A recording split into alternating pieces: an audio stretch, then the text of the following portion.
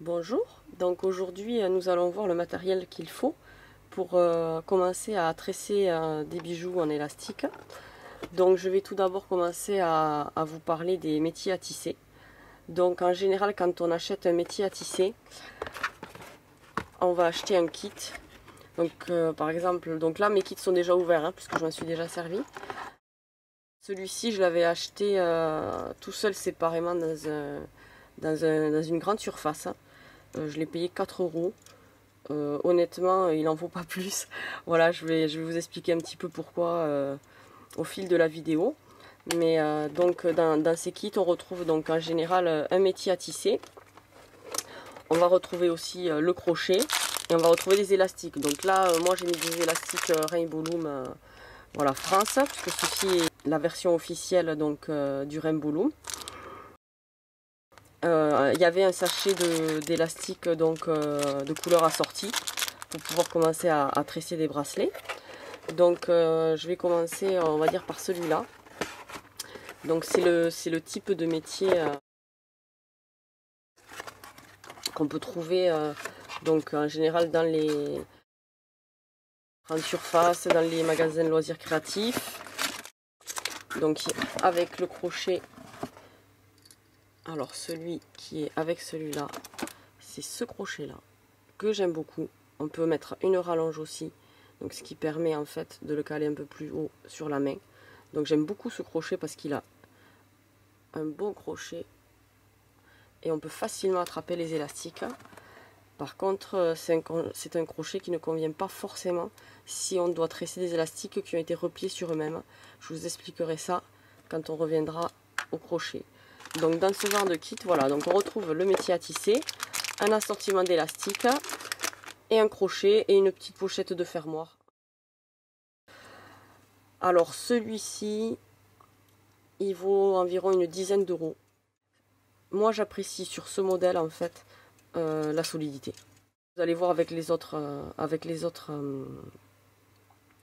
métiers la différence.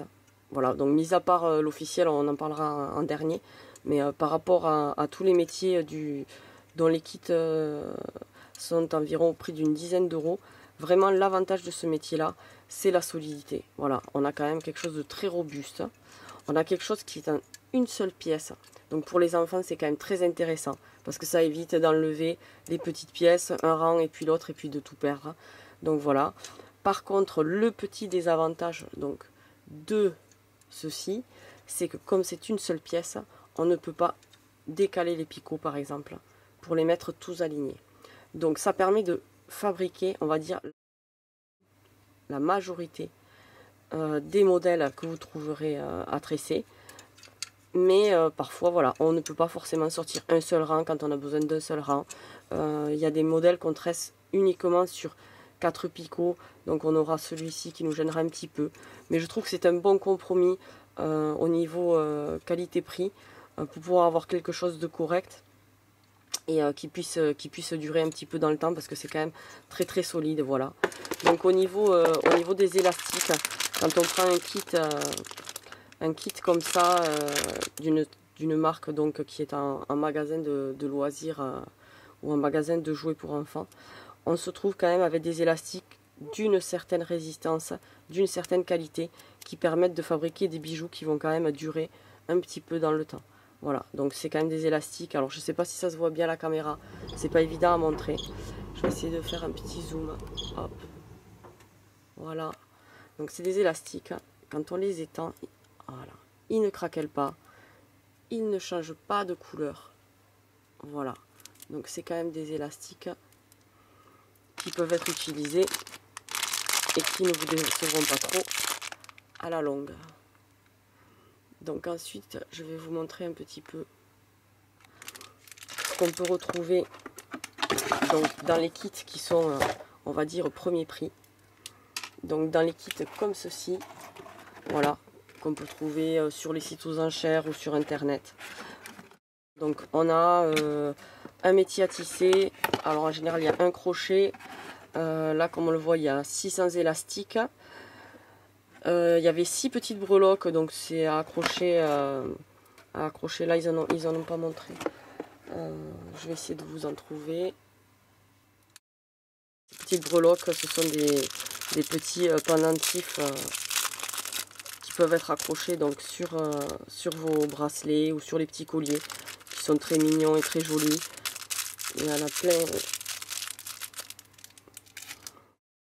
Bon, celui-ci, donc comme je vous disais, moi je l'ai ouvert et je l'ai utilisé, c'est le premier que j'ai eu.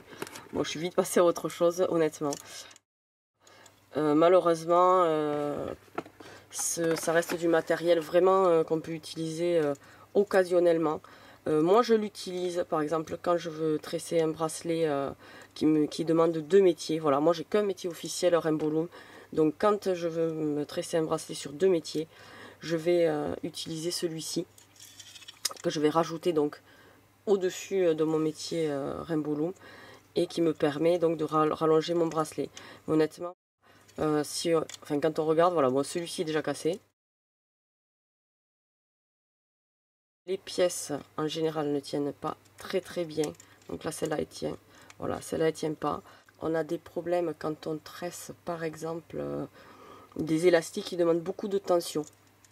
Voilà, par exemple quand vous avez un bracelet qui va demander que vous repliez en 2 ou en 3 par exemple à travers, voilà, 2 picots, à un moment donné, quand vous faites toute votre longueur, vous avez tout qui se tire dans tous les sens. Donc imaginez bien que quand par exemple on va vous demander de ramener cet élastique aussi sur son picot d'origine, par exemple comme ceci, voilà, on va avoir des tensions qui vont vraiment venir déformer le métier. Et ça m'est déjà arrivé d'avoir un métier qui se déforme, un rang qui se sort, et là le bracelet est fichu. Donc honnêtement, je ne conseille pas l'achat de ces petites choses qu'on peut trouver sur les sites aux enchères ou sur les marchés. Ou alors si vraiment c'est pour dépanner ou pour des enfants et qu'on ne veut pas investir beaucoup, essayez de faire attention donc aux marques de moulage. Parce qu'on voit en fait, qu'on voit bien les marques de moulage, donc ça déchire aussi un petit peu les élastiques. Essayez de faire attention que les pièces, voilà, qui maintiennent les rangs rentrent bien à l'intérieur des moulages et donnent une certaine solidité à ce genre de métier à tisser, si vous ne voulez pas être trop embêté. Et donc pour finir, je vais vous montrer le kit officiel, donc Rainbow Loom. Donc moi je l'ai déjà utilisé, donc il y avait un assortiment, voilà, d'élastiques de couleurs. Donc le métier, il faudrait vraiment le peser parce qu'il est beaucoup plus lourd que celui qu'on vient de voir précédemment. Au niveau de la qualité, c'est vraiment différent. On est vraiment dans des finitions, donc au niveau des picots, qui sont très rigides, qui sont très lisses, très bien moulés, très bien fabriqués. Donc le tressage est beaucoup plus facile. Alors même, vous allez voir, donc les pièces qui maintiennent les rangs sont très bien encastrées dans les rangées. D'ailleurs, vous pouvez le voir en général sur toutes les vidéos où c'est que l'on n'a pas préparé par avance de sortir les rangées et les pièces. Ça demande une certaine force. Donc vous pouvez vous dire que quand votre métier est assemblé, celui-ci ne bougera pas. Donc on a un métier sur lequel on peut décaler les rangs ou sortir les rangs comme l'on veut. Et honnêtement, c'est un métier qui est très solide, très fiable et très pratique, très agréable pour tresser les élastiques. Donc honnêtement, on est sur des prix, on est aux alentours de 5 € pour cette chose-ci, on est aux alentours de 10 € pour ceci, et on est aux alentours de 19-20 € pour ceci. Donc moi je pense vraiment, si vous voulez vraiment tresser des élastiques sur on va dire une durée de quelques mois, vraiment l'achat du Rainbow Loom officiel est une bonne option, c'est un bon investissement. Et si vous souhaitez faire quelque chose de plus ponctuel pour les enfants, ce genre de choses est conseillé. L'autre c'est vraiment du dépannage, une après-midi de vacances, parce qu'au niveau de la durée de vie de ce genre de métier, on est quand même sur des choses qui sont très réduites. Alors maintenant, je vais quand même vous parler un petit peu de ces choses-ci. Donc on les trouve souvent offerts dans des petits sachets d'élastique. Alors c'est très pratique pour les enfants. Ça évite qu'ils aient besoin d'un métier. En fait, ça remplace 2 picots. Donc forcément, le nombre de modèles de bracelets que vous pouvez tresser va être très réduit. Mais ça permet de faire 2 bracelets, 3 bracelets. Donc la chaîne simple, le fishtail et le fishtail inversé. Ça permet quand même, voilà, pour les enfants, pour les cours de récré, pour prendre dans la voiture, dans le petit sac, 4 élastiques, un petit crochet et cette petite chose, mini métier, voilà, qu'on retrouve donc ici aussi accroché sur le crochet de la boîte Rainbow Loom. C'est le même principe, ça permet de tresser des petits bracelets tout simples, mais ça évite d'emmener le métier en entier. Alors maintenant je vais vous parler donc des crochets. Donc celui-ci est le crochet Rainbow Loom officiel qui est vendu donc dans la boîte Rainbow Loom.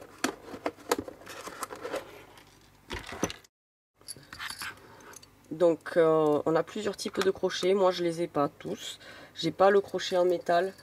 Moi celui que j'utilise donc c'est celui-ci parce qu'il est quand même bien crochu au bout. Alors ceux-ci, ce sont ceux que l'on retrouve donc dans les sachets d'élastique quand il y a un crochet de compris à l'intérieur. Donc là pareil, on peut se retrouver donc avec des crochets qui peuvent être mal moulés. Mais bon, ça dépanne, ça change de couleur. Ça dépend. Ce qu'on a à faire, c'est vrai que pour les enfants, c'est largement suffisant. En général, quand cela fait quelque temps que l'on a tressé avec, en général, on voit apparaître une marque blanche, comme celui-ci, on le voit bien. Voilà, celui-ci, il a passé son temps, si je puis dire. C'est un crochet qu'on ne pourra plus utiliser parce que le plastique a été trop tordu. Donc, mais bon, vu qu'on ne le paye pas et que c'est compris dans les sachets d'élastique, c'est un bon compromis. Et on a donc ce crochet-ci, moi c'est celui que j'utilise parce qu'il a une rallonge, donc il est plus facile à tenir. Et moi j'aime bien avoir un crochet bien pointu pour aller attraper les élastiques que je veux. Parce que le crochet Rainbow Loom officiel, eh bien, je trouve que moi j'ai du mal à attraper l'élastique que je veux. Parce qu'il est quand même beaucoup plus large. Alors par contre, l'avantage du crochet Rainbow Loom, c'est qu'il est très solide. Et c'est que quand on a par exemple 4 ou 5 élastiques donc à ramener en même temps et qui sont très tendus, celui-ci va se plier.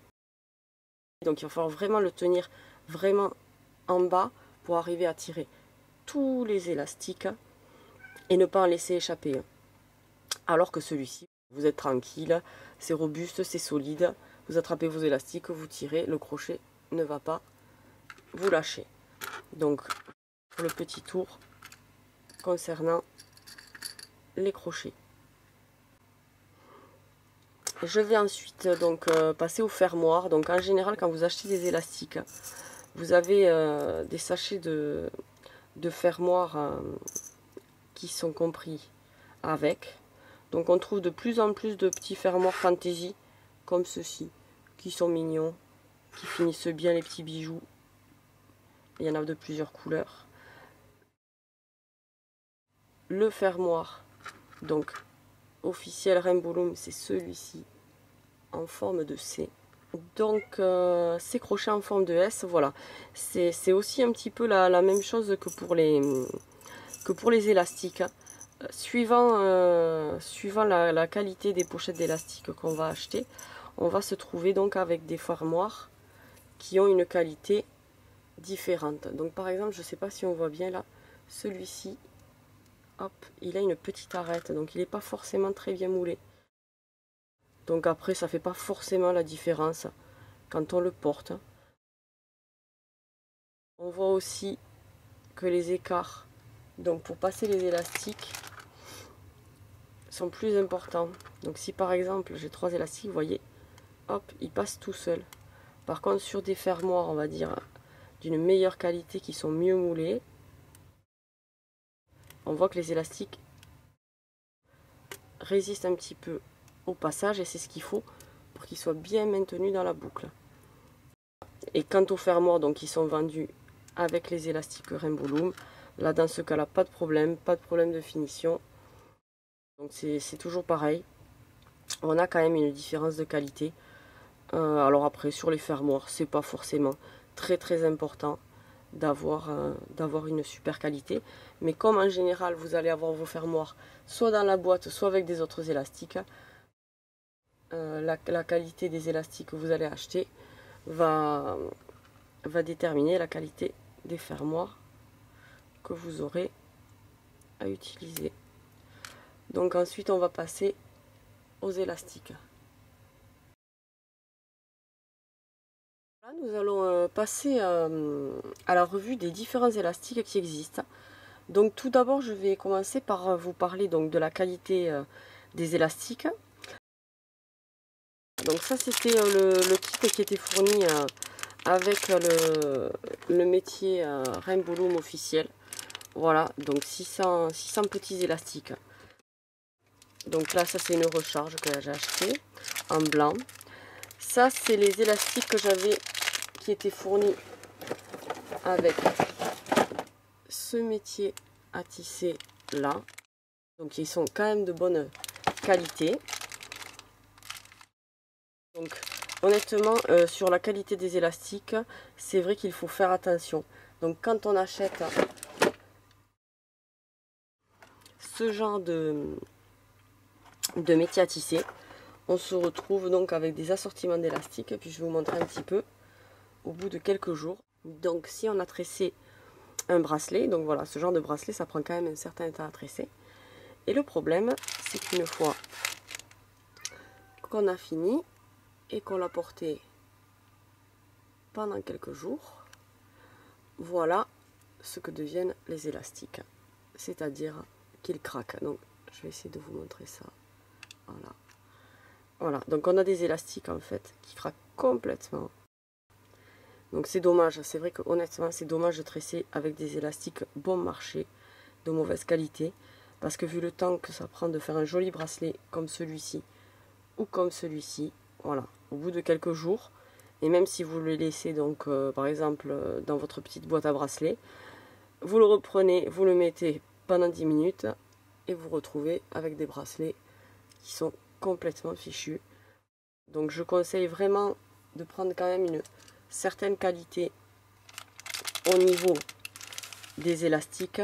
Par exemple, ça c'est ce qu'on peut acheter pas cher sur les sites aux enchères. Donc pour savoir déjà si un bracelet est d'une bonne qualité, il faut donc déjà regarder un petit peu ce qui est écrit. L'avantage des élastiques de la marque Rainbow Loom, c'est que ce sont des élastiques donc sans latex et sans phtalate, et qui sont à la marque CE.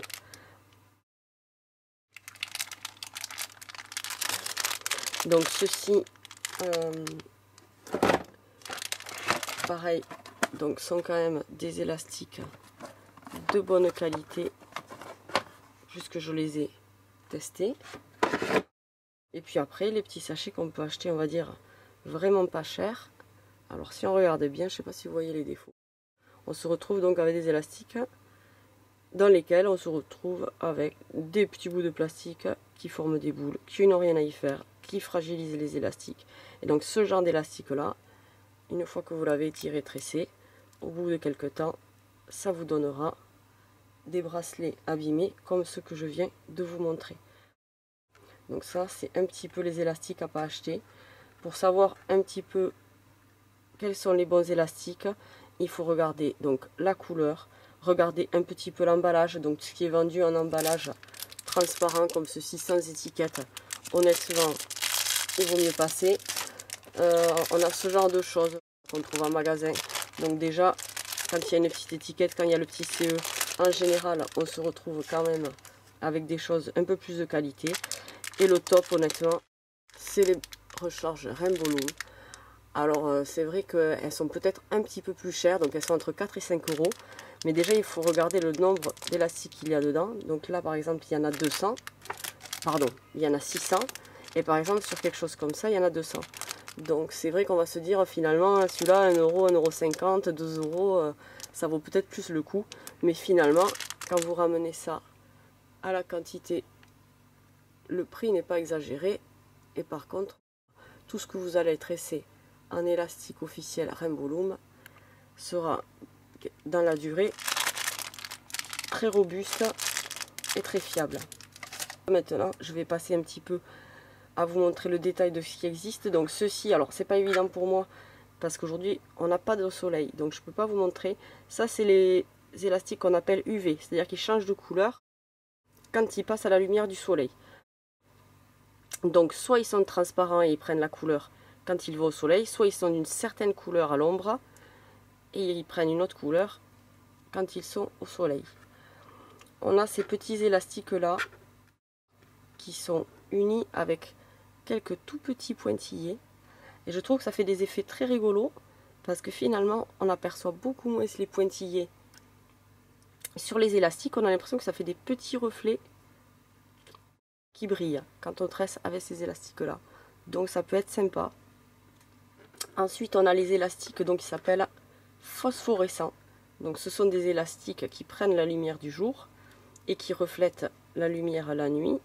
Et donc suivant la couleur que vous avez choisie, il va renvoyer une couleur vert phosphorescente, rose phosphorescente. Donc c'est sympa si on veut se faire un petit bijou pour sortir le soir par exemple.